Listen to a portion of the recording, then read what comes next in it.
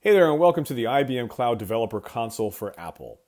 In the next few minutes, we're going to go over how to create Core ML models with Watson Visual Recognition and ARKit for iOS apps. And with the visual expansion of IBM's partnership with Apple, you can now take the power of IBM Watson Visual Recognition and run it locally with your user's iOS device for speed, offline access, and capturing user input for improving the model. Okay, so let's get started. In this video, we're going to see just how easy it is to build an augmented reality iOS app with Apple's Core ML and ARKit frameworks, along with IBM Watson Visual Recognition and the IBM Cloud Developer Console for Apple.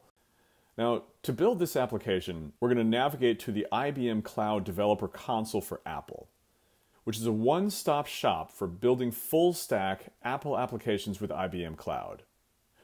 All right, so let's navigate to the Starter Kit page. And here we go. Here you're going to find the starter kit to build your app.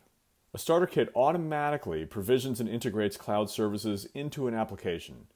Simply download the code to get your own instance running quickly.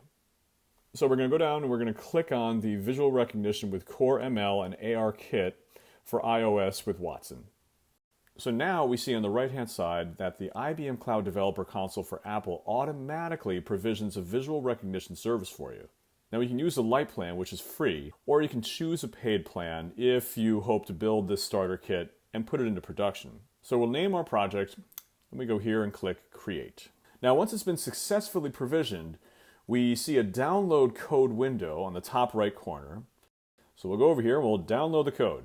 Now when you click Download Code, the IBM Cloud Developer Console for Apple generates code for you that is pre-configured to integrate with your Watson Visual Recognition service. So we'll unzip the downloaded file, then we open up the terminal and run pod install and cartridge bootstrap platform iOS in order to download the app's SDKs. And then we open the generated workspace file in Xcode, then build and run your augmented reality app. Okay, so once the app builds, you're now going to have a camera view to hover over images or people's faces. Now for this demo, we're going to go to Sanjeev, who has so graciously offered his profile for this demo. Thank you, Sanjeev. So we simply hover our camera over his image, as you can see here.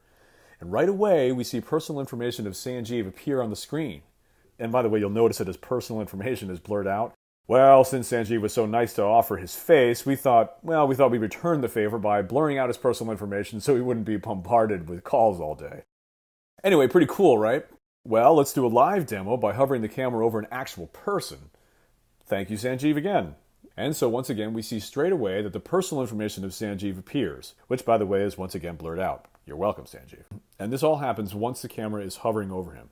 Very awesome. All right, so now you have a running augmented reality iOS application that runs Watson Visual Recognition to identify when you're pointing your phone to a person. And since visual recognition runs on your user's device, it continues to work even if the device is not connected to the internet. Also, it only took a couple of minutes to provision the services and create the code by using the IBM Cloud Developer Console for Apple. I mean, you saw how easy it was.